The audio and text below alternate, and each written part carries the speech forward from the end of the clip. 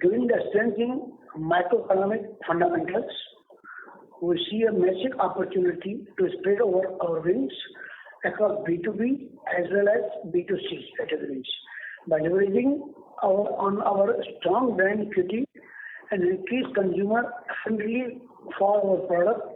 Structural reforms focus on infrastructure development, again, will be for most of the product category.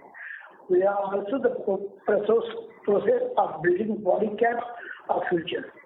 The company with robust governance practice, top talent, and a strong business model, a customer-centric culture, and a purpose to serve the community. We will strive to continue the path of profitable and sustainable growth and contribute to success all our stakeholders. I now request Gandharv to take you through our earnings presentations. Thank you, Inder bhai. Looking at the economic and demand environment, Q2 has been reasonably good. The sequential improvement we saw since unlocking last quarter has largely persisted. Overall demand in B2C categories like wires and FMEG remain upbeat in line with improving consumer sentiment. However, increasing retail prices has been a slight hindrance. But these are also the times which breed the best of innovation.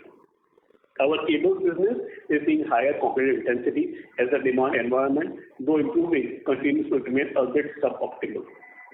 Having said that, increasing government focus on infra activity, strong real estate demand, and good demand visibility across various end-user industries will likely improve the sales momentum further in coming quarters.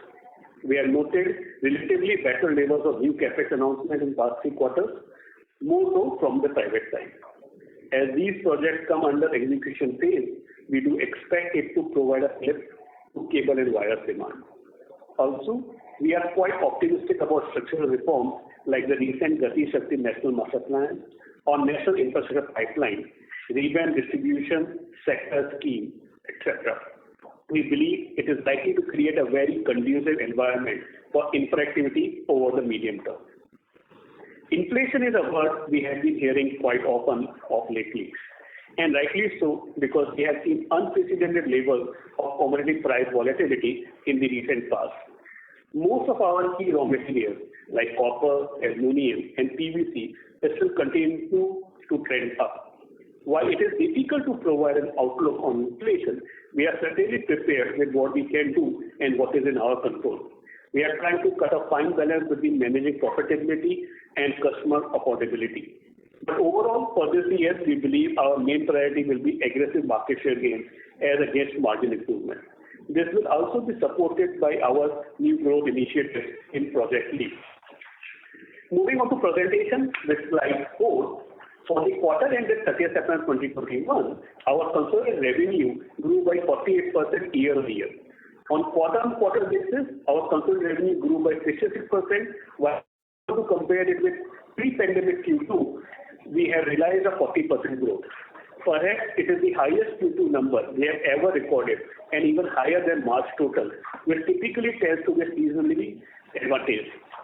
These numbers really reflect our acute focus on driving top line, supported by distribution expansion initiatives. EBITDA declined by 3% year-on-year on a relatively stronger base. Margin, though lower on a year-on-year basis, has improved by 237 basis compared to last quarter with favorable operating leverage. A&P spends were broadly stable, while our staff costs at rupees 1 billion or 3.4% of sales were lower due to higher top-line performance. Other expenses were lower on account of cost savings and better absorption of fixed costs. Overall, finance costs at rupees 88 million were lower versus Q1, while other income at rupees 264 million was largely stable. A detailed breakup of our other income and finance costs has been provided on slide 13 of our earnings presentation. Our profit before tax at rupees 2.6 billion and profit after tax at rupees 2 billion decreased by 10% and 9% year-on-year respectively. On slide 5, in the first 6 months ended 30th September 2021, our revenue grew strongly by 52% year-on-year. EBITDA was up by 19% with 8.8% margin despite adverse operating leverage seen in first quarter. PAT was down by 19% due to few one-off gains in Q1 FY21 as highlighted on slide 10. Moving on to segments on slide 6, our wires and cable business grew 46% year-on-year and 35% on pre-pandemic Q2. Overall demand environment continued to stage a sequential recovery and is inching toward normalization. In terms of products, growth was broadly uniform on year-on-year basis across cables and wires. From a channel perspective, domestic distribution-driven business sustained its healthy growth momentum. Institutional business continues to remain subdued. However, green shoots were seen in the month of September. Improving investment in infra and construction projects, along with our business development initiatives under Project LEAP, gave us some optimism to believe that institutional business will improve over the near to midterm. Export business grew 12% year-on-year, contributing 8% to overall revenue in the second quarter of this fiscal. Excluding a large order in the base period, growth was healthy at about 50% year-on-year, led by USA, Australia, and Africa. Logistic challenges related to unavailability of containers continue, resulting in higher costs and execution delays. We remain committed to double-digit sales contribution target over the medium term for this business. During the quarter, overall inflation in our raw material basket was in mid-single digits, largely emanating from aluminum and PVC, while our blended price hike was in low single digits. Despite that, profitability has improved on a sequential basis on account of better operating leverage. We are facing tremendous amount of volatility in most of our key inputs, something which we haven't seen in a long time. This, coupled with deleveraging on account of lower sales during lockdown, which has led to coverage margin of 8.8% in the first half of the current year. This is of course lower than what we believe is a sustainable range. However, with improving demand environment, we are hopeful of a better second half for both top line as well as bottom line. For the full year, we may be around the lower end of the normalized range. Having said that, as things normalize over the end of this year, we do believe there is a potential upside to improve margins in the coming years. On slide 7, growth momentum in FMEG business improved further. On year-on-year basis, the business grew at 41%. On a biannual basis, it posted a strong 75% growth. While improving consumer sentiment helped, the strong performance was amidst an otherwise challenging environment marked by raw material inflation and seasonality. Our strategic intervention to unlock latent synergies has been playing out well, and we saw good bounce back in switches and switchgear. Fans, which is our larger business, was affected during the quarter on account of seasonality. Lights, conduit pipes, and pump business posted healthy growth, while other businesses, including switchgear, solar, and water heaters, were about 2x on last year's base.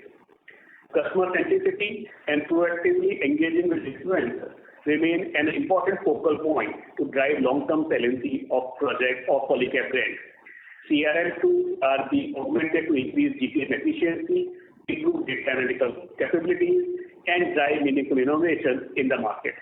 Profitability has improved sequentially on account of improved operating leverage, pricing actions, and premiumization, despite severe input cost inflation and higher A&P spend.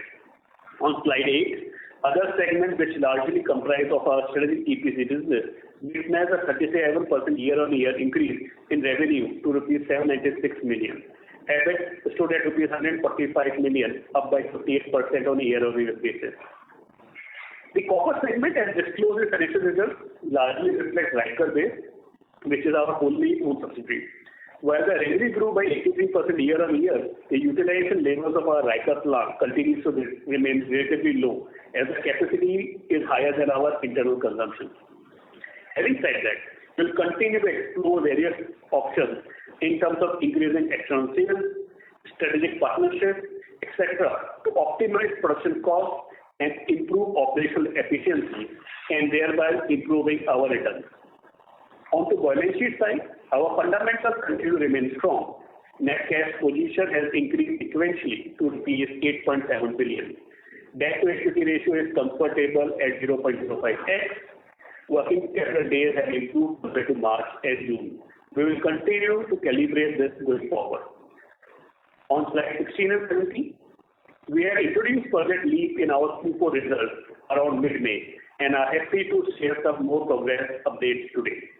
For the benefit of everyone, Project LEAP is a multi-year program that includes a range of strategic themes and initiatives focused on growth, profitability, and long-term capability building for the organization across B2B and B2C businesses, with the goal of achieving greater than rupees 200 billion or rupees 20,000 crore sales by fiscal 26.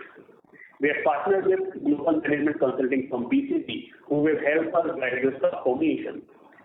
We are about 6 months into the project and things are progressing well. In order to build on this early momentum and set up for long-term success as the program broadens in scope and execution, we have set up a transformation management office comprising people with diverse knowledge and capabilities across our business and functions, and who will be fully dedicated to and accountable for the success of this program. We are creating internal KPI dashboards that start from the top and cascade down the organization, putting in place the structured and business systems to measure and track progress.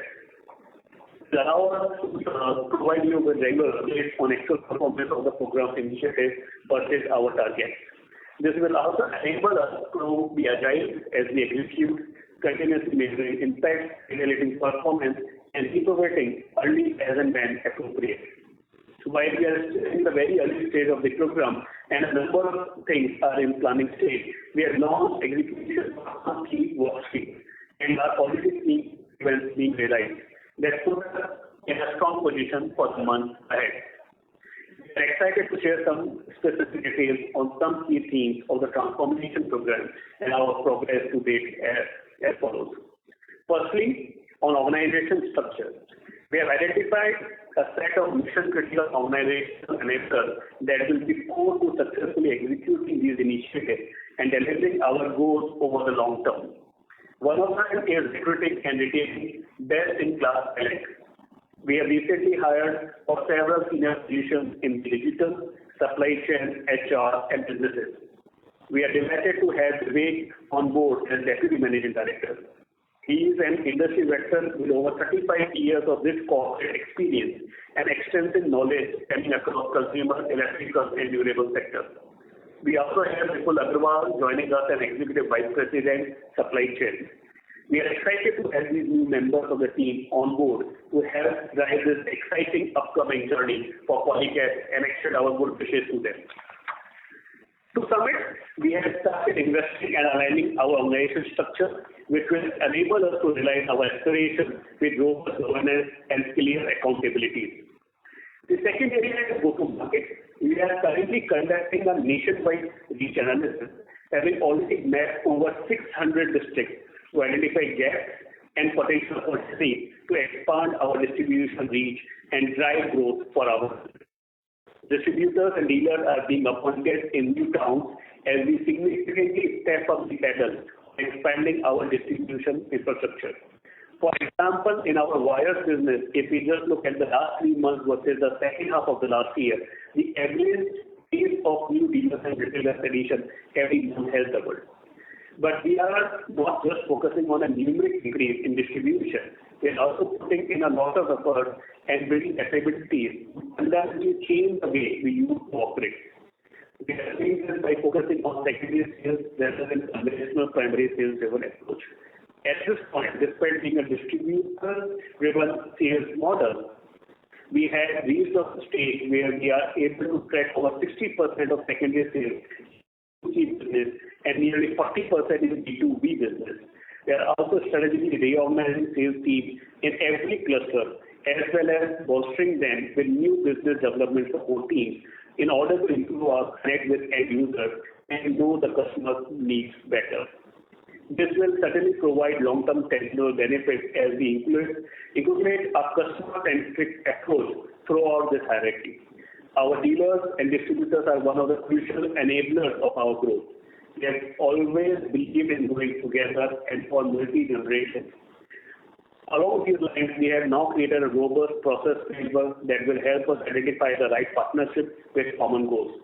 It will also ensure these partners can earn optimal returns on their investment.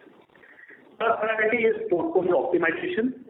We are conducting an important exercise to map our portfolio versus customer needs as well as current market offerings. The insights from this exercise are providing us strong clarity and focus on where to play and what to offer right portfolio and structure in order to deliver on our growth ambitions.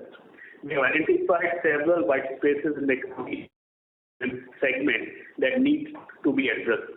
This is more relevant in current times when inflation has shifted price bracket and changing dynamics of customer affordability. Accordingly, we have done the background work at design and production level, and we will be launching several new products at distinct price points in coming quarters. Augmenting our brand architecture in B2C business goes in parallel to this exercise. Currently, the focus is on improving brand appeal through targeted branding initiatives, but we will also introduce new sub-brands in select segments during the current year. We have also commissioned multi-year brand intelligence studies, which will help us shape our brand architecture and energize new product innovation. Lastly, on digitalization. Currently, our key focus is to augment customer relationship management or CRM architecture. Data analytics will play a vital role in our journey, and hence we are revamping processes and software which will help us improve data management and maintenance for better assessment of competition, improve our win ratios, and enhance overall sales force productivity. We are also delayering IT infrastructure in B2C business for seamless integration for primary and secondary, which will enable better servicing of customers and outlets and provide increased demand visibility. Project LEAP is a long-term transformational program, and the initiatives we have designed will take some time to deliver results. But we are excited by the strong and sustainable value that they can create in the long term for our shareholders and broader set of stakeholders. We look forward to engaging with you along this journey and will aim to share similar periodic updates as we continue to make progress towards our long-term goals. Thank you. With that, I hand over the call to operator for Q&A. Thank you very much. We will now begin the question and answer session. Anyone who wishes to ask a question may press star and one on their touchtone telephone. If you wish to remove yourself from the question queue, you may press star and two. Participants are requested to use handsets while asking a question. Ladies and gentlemen, we will wait for a moment while the question queue assembles.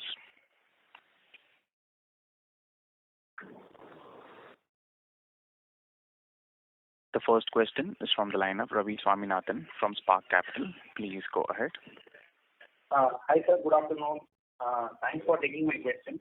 My first question is with respect to the, if you can give a broad volume/value breakup of the wires and cable segment. So basically, we are seeing some 45% growth. So how much would be led by price increase? How much would be led by volume growth? I know a lot of sub-products are there within wires and cables. So if you can give a ballpark number, it will be great. Thanks, Ravi. Thanks a lot for asking that question. So if we go business by business, I think in FMEG, it's a fair balance of volume and value. Whereas in the case of cable and wire business, the overall growth, most of it is coming because of the value, because of the increase in the underlying cost, and a part of it is only because of volume. But within the businesses, the overall underlying number could vary. For example, LDC and wires will be slightly different from HDC because HDC is slightly dependent more on institutional business, which still remains slightly suboptimal. But overall, FMEG, I think, is a fair balance of volume and value. In the case of cable and wire, most of it is because of value. Most of it is because of value. Okay, so FMEG would be like 50-50 value. That proportion would be something closer to the reality?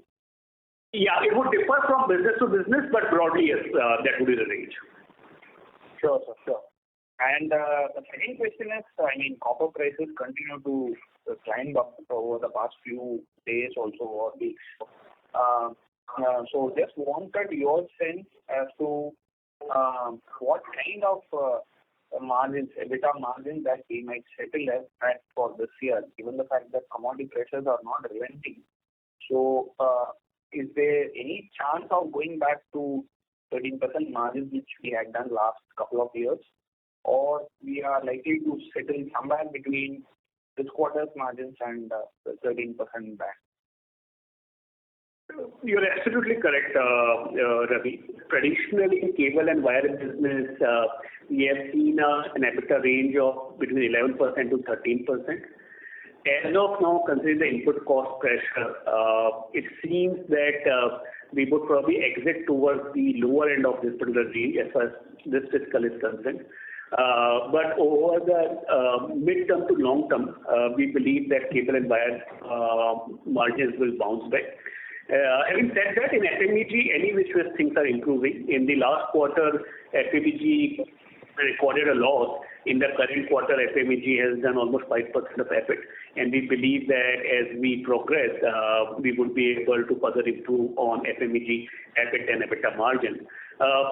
Profitability is a focus agenda as part of Project Leap, but as of now, because of the pandemic, we are trying to maintain a fine balance and equilibrium between the top line growth, utilization, and bottom line. And that is why you would see that our second quarter revenue is higher than the entire first half revenue of the last year. Got it. Thanks a lot, sir. Thanks. Thank you, Ravi. Thank you. The next question is from the line of Naval from Emkay Global. Please go ahead. Yeah, thank you for the opportunity. Gandhar, I have two questions. First, on the competitive intensity, what you alluded to in cable segment. Now, what is your view? Is it short-lived? Can this get extended to next year also? So, any thoughts there? Because that will also define your margin improvement trajectory as well. Broadly, Naval, it seems that this year, because of the utilization levels at the industry level and the pressure of raw material costs, copper, aluminum, PVC, and steel, our company's EBITDA margins would be towards the lower end of the historical EBITDA margins of 11 to 13%. But I think from next year onwards, things will start improving, and we should be able to go back to the conventional 11 to 13% EBITDA margin range. And the recent new projects which have been announced, more particularly from the private side, would also help us in improving the execution and profitability, both at the industry level as well as at the company level. And the competition is from small regional players or from larger players? Because if capacity utilization is low, commodity is hitting, so I would imply that your smaller players in the industry will get evaporated. I mean, they cannot manage this kind of cost inflation, unlike what a company at your level can. Absolutely. I think it's a fair observation. I think the largest players are able to improve their performance in these challenging times. The unorganized players are generally finding it difficult to survive, more particularly because of availability of credit and higher input costs. So predominantly it is competition among the large organized players. The unorganized players are not necessarily able to play any active role, at least in the current times. Sure. And second question is on supply chain / procurement. Have you made any changes for procuring future, copper in order to safeguard yourself with continuing inflation, or everything remains unchanged as we are operating right now? So on supply chain, I think there are two aspects. One is availability and second is pricing. Because of our long-term association with our vendors, predominantly the international one, we don't necessarily see any major challenge in terms of availability, and we remain probably number one customer for most of our vendors and the largest customer as well. On pricing, any which ways, the industry has evolved over the period, and there are standard processes which have been put in place at the industry level. Most of these are linked with the international indexes. For example, in the case of copper, it is linked with LME, and I think most of the players are continuing to get guided by that established mechanism of pricing. Sure. And last question is on FMEG. Now there's an increased focus on premiumization as well. So any target on what can be the revenue contribution, like you always give on exports? Anything on premiumization in terms of FMCG? What can be the total eventual contribution to revenue, say, if not in a year's time, but 2 to 3 years down the line? And this is a great question. We are also internally deliberating and discussing about it. We are clear that premiumization is going to be one of the strategic levers to improve. One is our presence. Second is improve profitability. But I would probably like to park this particular question for the year end. By then, we would have matured thought process in place under Project Leap, and then hopefully I will be able to give quantified target. But this remain a very specific target and focus area for us at Polycab. Sure. Thank you and all the best. Thank you, Naval. Thank you. The next question is from the line of Chintan Sheth from Samiksha Capital. Please go ahead. Thanks, Dada, for the opportunity and congrats on the recent numbers given the circumstances. One question is on the current demand environment. Given the festive season is on play, what kind of pricing pressure or competition we are looking at, specifically on the distribution B2C side of the business? So overall, the environment has improved. The customer sentiments are positive because of vaccination drive, unlocking, and festival season. On the B2B side, I think government focus on infra plus structural reforms are helping. In terms of B2C business, we have been able to pass on almost all the cost increases. In the traditional cable and wire business, we have not been able to do that. But it seems that as we proceed in this year, we should be able to pass on most of the increases. You know this business model already. Generally, for the distribution business, the list price is revised once in a month, generally the first week of the month, on the basis of copper, LME, and foreign exchange rate between USD and INR of the previous month. And most of the players are following that. At times, there is a bit of a lag, but at times, because of competitive intensity, you are not able to take a complete price hike. But over the period, generally, the companies are able to pass on the cost increase or decrease to the customer. But are we seeing any demand pressure because of the sudden, continuous price hikes in the distribution side? Are we seeing end consumer demand to getting deferred because of the increase in prices? So it depends on the sentiment and the perception. At times, the customer feel or the end customer feel that the copper price will go up in the next month, and that is where they'll probably prepone the procurement. Or if their view is vice versa, then they'll postpone the procurement. Generally, on analyzed basis, it doesn't have any significant impact. As of now, it seems that it will not impact the larger players like us, but the smaller players probably will struggle to maintain their profitability and top line. Right. And lastly, on the Silvan side, any update you want to provide? How things are scaling up there after the acquisition? So we have formed a correct team to integrate Silvan with our IoT offering. We have already completed our 100 days execution of the plan. Now, between now and the year end, our objective is to integrate the traditional FMEG business with the Silvan IoT business so that we can provide it to our customer as service, and home brand will be a key aspect of this overall offering. I think from the next year onward, we should start getting some visibility on the business in terms of numbers. This year will be probably more on preparing for the growth and finalizing our GTM and related activities. Right. And lastly, if I can pitch in, the copper segment, because it's very difficult to predict the quarterly numbers. If you can just guide us, how should we look at both on revenue and profitability point of view? Ryker is our wholly owned subsidiary, and what we did is just told the copper cathode into copper rods, and copper rods is of course then used for manufacturing of cables and wires. As of we are using broadly 1/3 of the installed capacity, and that is where this particular capacity is underutilized. We are exploring ways and means to either improve the capacity utilization by improving the internal consumption, or looking for third-party tie-ups through job work or other arrangements to improve the margins and cost of operations there.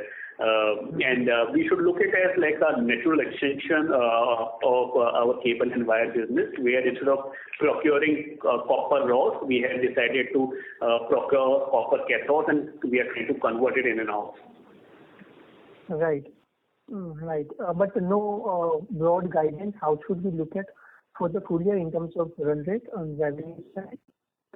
I think difficult to comment because its utilization is significantly lesser than what otherwise we would expect considering the installed capacity. But as I mentioned in my opening remarks, we'll continue to explore ways and means to improve the profitability. We as a could give us maybe on an overall basis.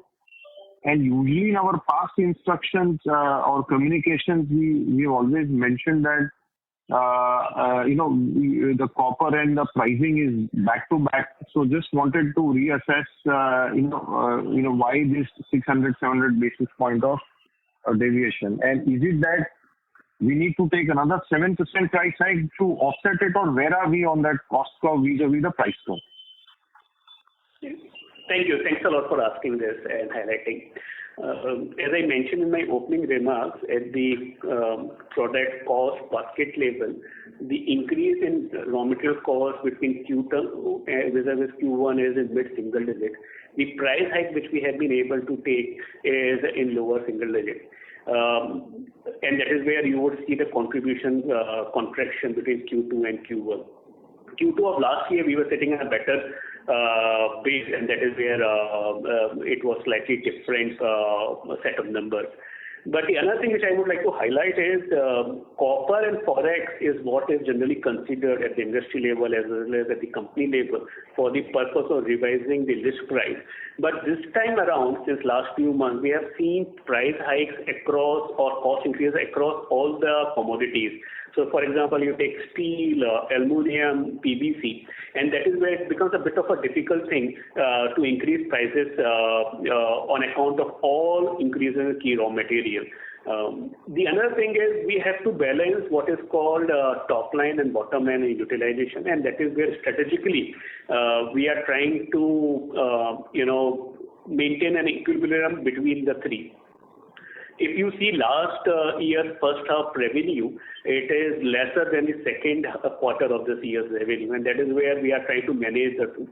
Having said that, historically we have played in 11 to 13% of EBITDA margin in cable and wire business. It seems that as of now we would exit this year towards the lower end of that particular range. But FMEG business has already started recovering from last quarter's loss to this particular quarter, 5% EBIT margin. So over the mid to long term, we should be able to bounce back to our regular margins, and from there, under Project Leap, we should be able to further improve.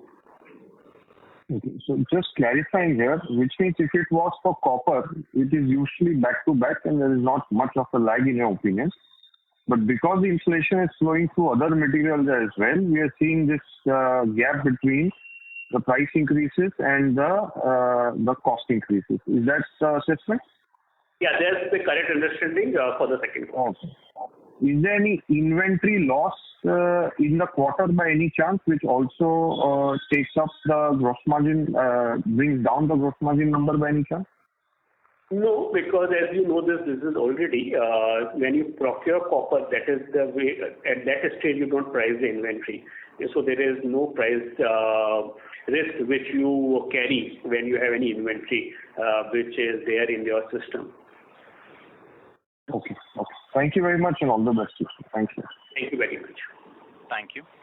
The next question is from the line of Atul Tiwari from Citigroup. Please go ahead. Yeah. So actually, my question was on the similar line. To your mind, how many quarters it will take for the cable and wire business margins to revert back to the normal range of 11 to 13%? I understand market dynamics are complicated and commodity prices are also volatile. So the situation is dynamic, but As things stand today, taking everything into account, how many quarters it would take, if you could give some more idea on that. Yeah. You know this industry, Atul. Whenever there is an increasing trend in commodity prices, that is where at times there is a slight impact on the EBITDA or contribution margin. And whenever there is a decreasing trend, it positively contributes to contribution margin and EBITDA margin. Having said that, I think I would like to reiterate that this year we would probably exit toward the lower end of the traditional cable and wire EBITDA margin of 11 to 13%. But over the mid to long term, we should be able to bounce back to historical margins, and from there we should be able to improve with the help of Project Leap. Okay, thanks. Thank you. Thank you. The next question is from the line of Manoj Gori from Equirus Securities. Please go ahead.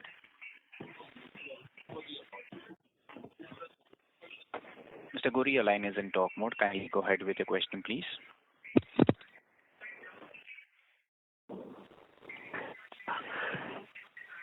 Hello. Yes, sir. Please proceed with your question. Yeah. So, sir, first of all, congratulations on good top-line performance during the quarter.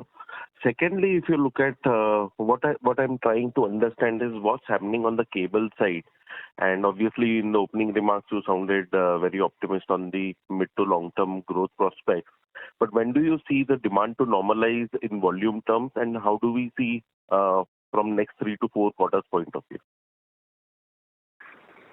Thanks, Manoj. Thanks for highlighting and complimenting us on our performance. I think as of now, give and take few basis points here and there, we are already at pre-pandemic levels for most of our businesses. And we believe that because of positivity in the customer sentiment, unlocking festive season and pushed by the government and increasing private capex, the second half is going to be better than the first half, both in terms of top line performance as well as bottom line performance. Right. So in this case, when you say like you would be delivering somewhere around 11% to 13% lower end of the range. So by and large, we should be back to normalized margin level. Is this assumption right? Yeah, we should be able to touch that in the midterm, and from there we should be able to improve under Project Leap. Right. And sir, can you throw some light, like any developments or any progress on the export side, like how things are panning in US and the other markets where you are trying to set up the similar kind of distribution model? That would be my last question. Thanks, Manoj. So export, as you know, remain our focus initiative. We have been able to develop several products which comply with the local jurisdiction requirement, for example, for US, for Australia, in certain cases for EU. We have also identified dealers and distributors in few geographies, and they would help us in expanding our local presence. We believe that exports would continue to increase in the near to midterm, and we should be able to get at least double-digit contribution from exports to our top line.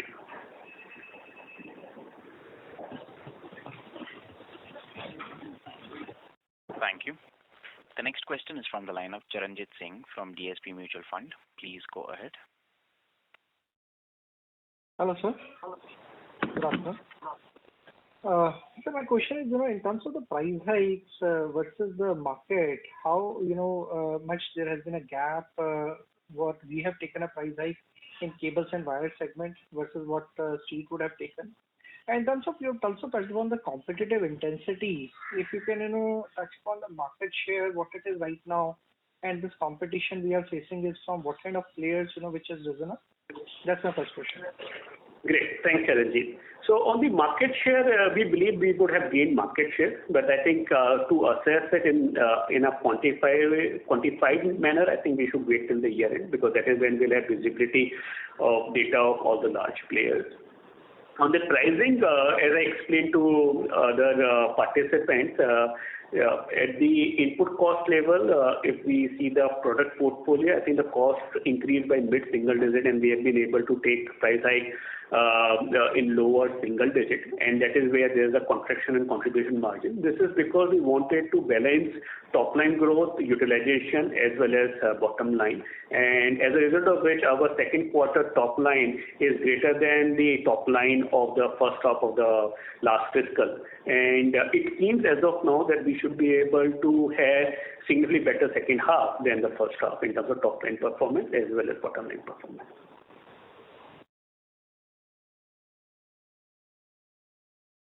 Okay. So my next question is on the FMEG segment. In terms of the price hikes in FMEG, what the quantum there you would have taken?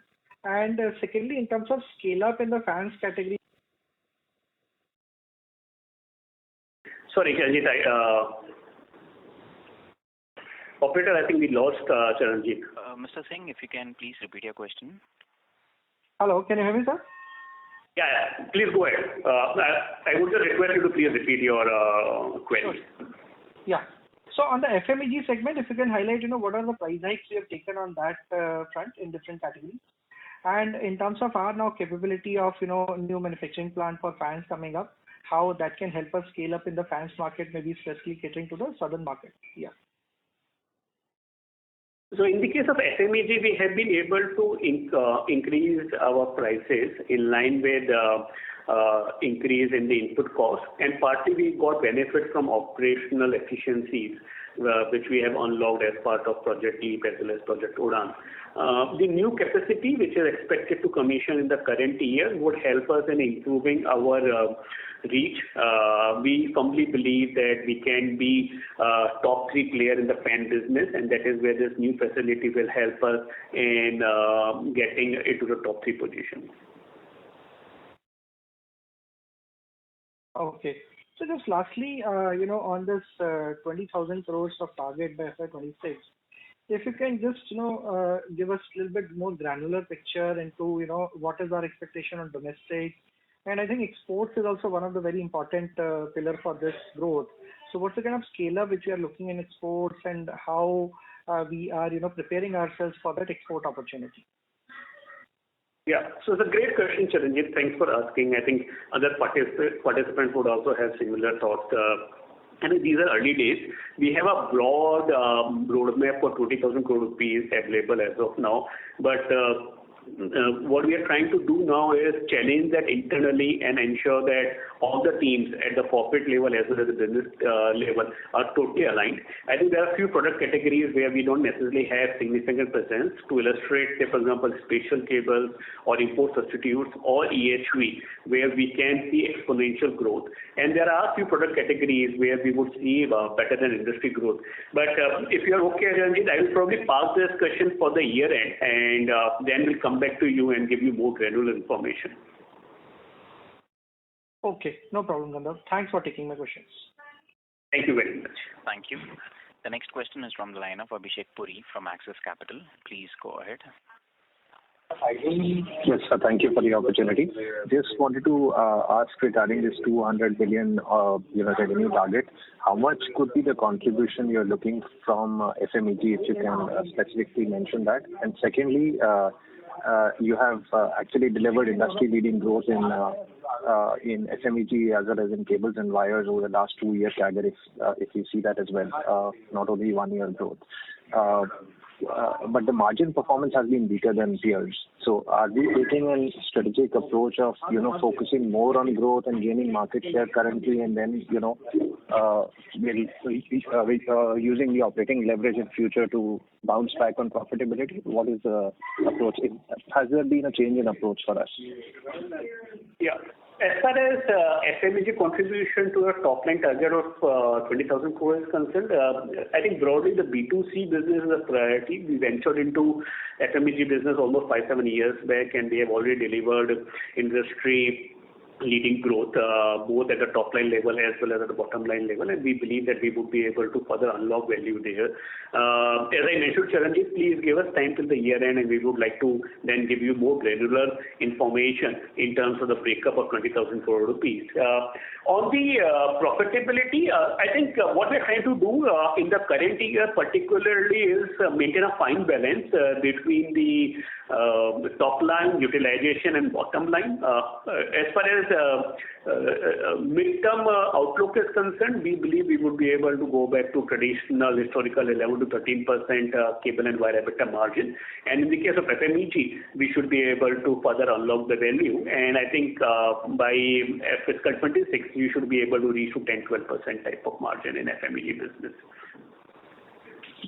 So margin guidance you had already given. Just wanted to check your strategy. Basically, are we looking at gaining market share, or we are good to increase prices and sacrifice a little bit of top line growth for second half or for next year?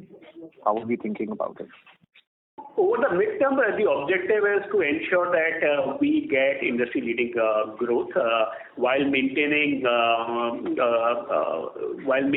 the margins in cable and wire business. As far as FMEG is concerned, we should be able to expand on margin. And under Project LEAP, this is one of the important agenda item where we want to ensure that we have healthy market share gains while maintaining and improving margins in all the business categories where we have presence. And we stand by 12% guidance of margins in FMEG over the next 3 years, right? Yes. All right, great. Thank you so much and all the very best. 3 to 5 years under Project LEAP. Thank you. The next question is from the line of Srinidhi Karlekar from HSBC. Please go ahead. Yeah, hi. Thank you for the opportunity and congratulations on good performance on top line and working capital.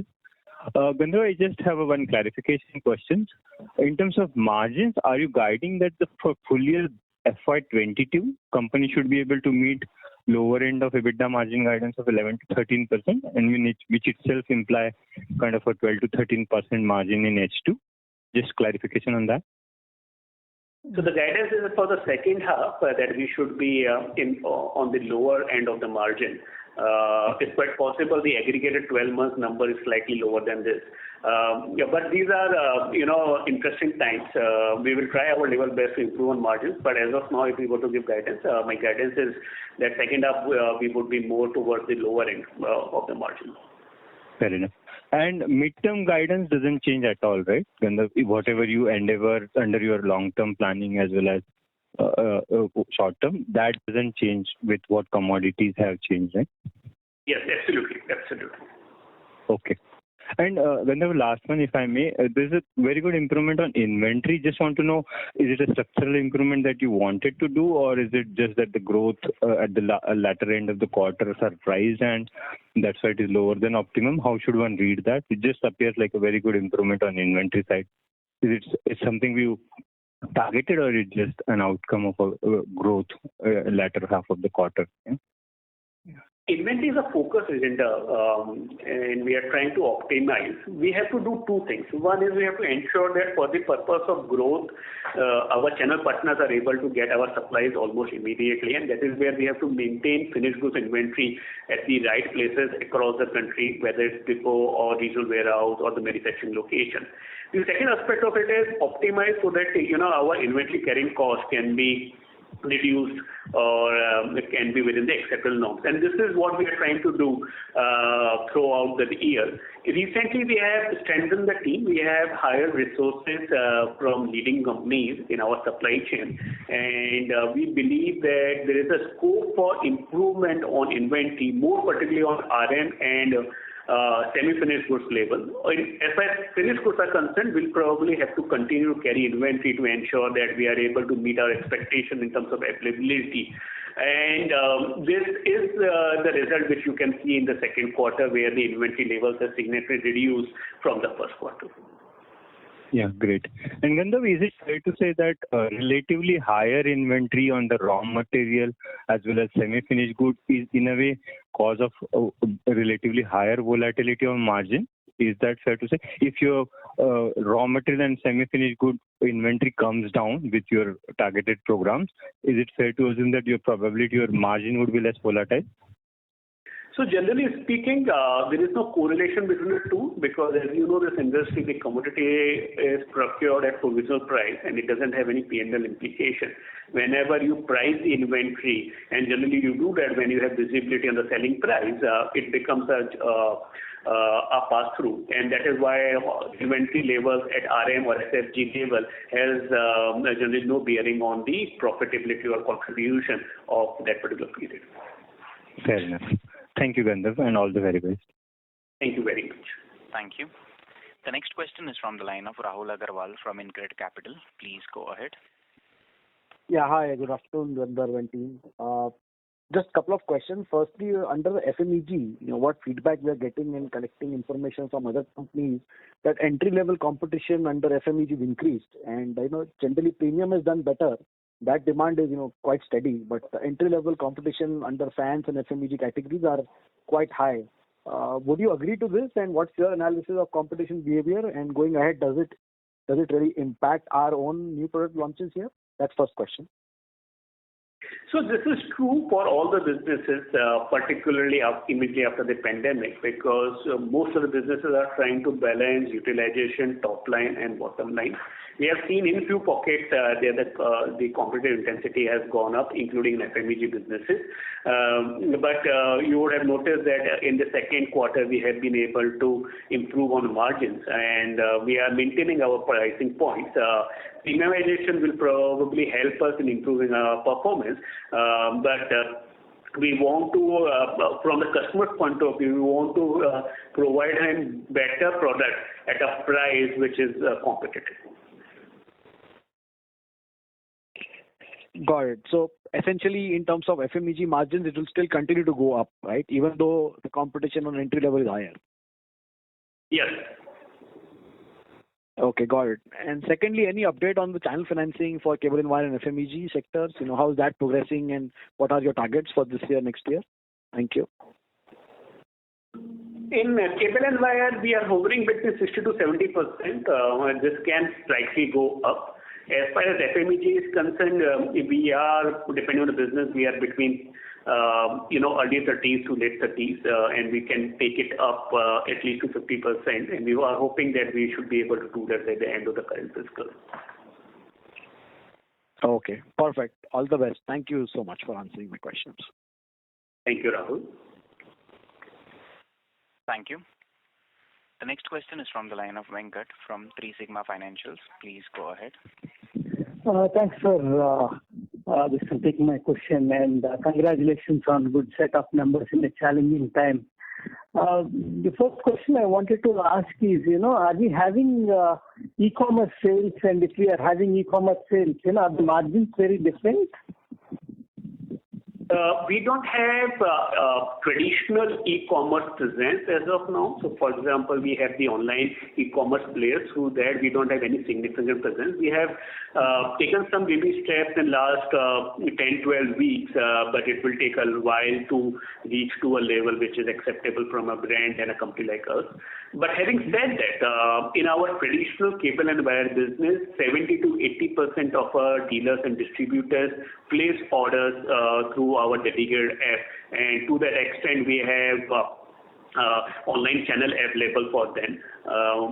On the e-commerce business, the way it is generally construed and understood, we believe that we should be able to make a significant growth in next 5 years under Project Leap.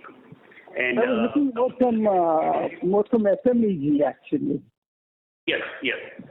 Our target is to get to 10% e-commerce contribution to our top line under Project Leap.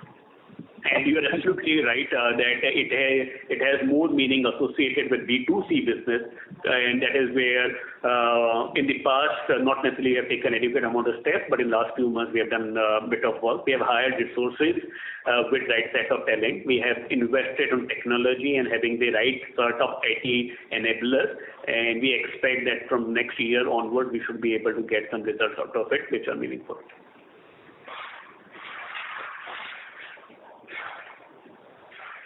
Seems like we lost the connection for the current participant. We move to the next question from the line of Devansh Negotia from SIMPL. Please go ahead. Yeah. Hello. Hello. Please go ahead. Yeah. We can hear you. Please go ahead. Thanks for the opportunity. Sir, in FMEG, if you can just highlight on the premium portfolio, because I mean there have been new launches in last quite a lot of new launches in last 3-4 months. So how is that trend been, and the product acceptance and the learning from it? Because premiumized category was, I think, we've largely launched in last 3-4 months. So yes, absolutely. Premium is a focus agenda within the fan business.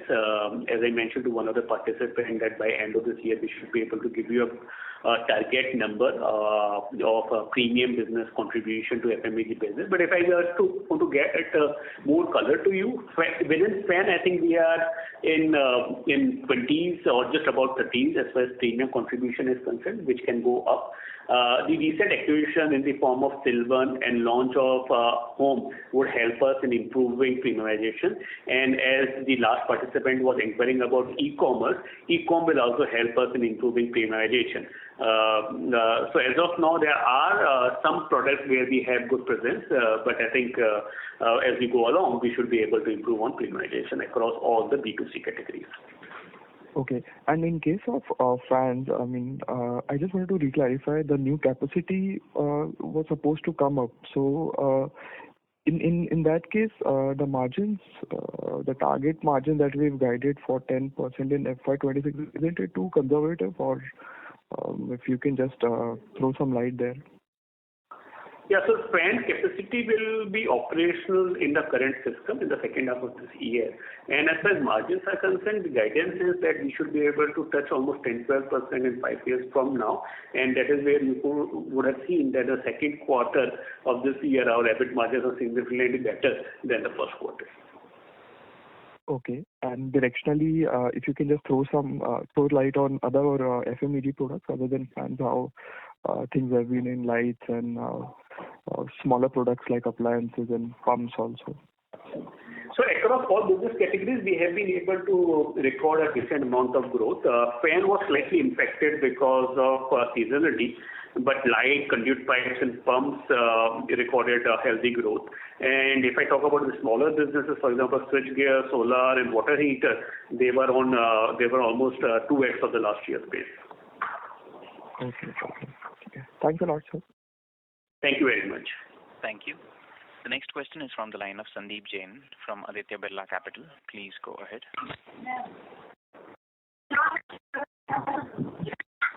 Mr. Sandeep Jain, you can talk more. Kindly go ahead.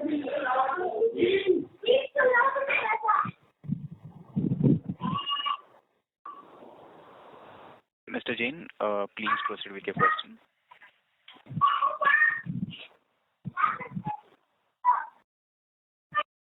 As there is no reply from the current participant.